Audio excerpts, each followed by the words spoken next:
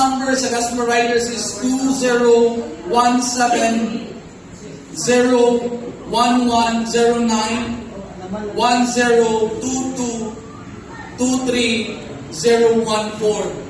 So, ang Gospel Riders is, nakabutang dito sa SEC na registered ani, pwede mo maka-escort sa City Hall, sa government, pwede mo i-organize mga event sa city, sa munisipyo.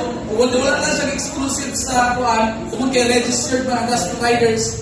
So, ang Gospel Riders sa Miss 4, sa Cagayan de Oro is, nag-start siya February 14, 2021. So, i-inform na mo, February 14, 2021, it is licensed and registered sa site. So, kung na-event sa government, na-event sa school, na-event nga mga sa munisipyo, pwede ta maka-escort sa MM namibuan.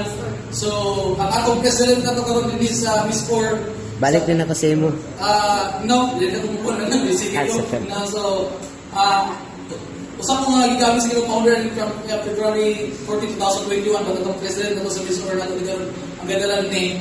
I think naman tayo sa coordinators ng Pilipinas, si Pastor Weng. So, dagang salamat. May balik sa itong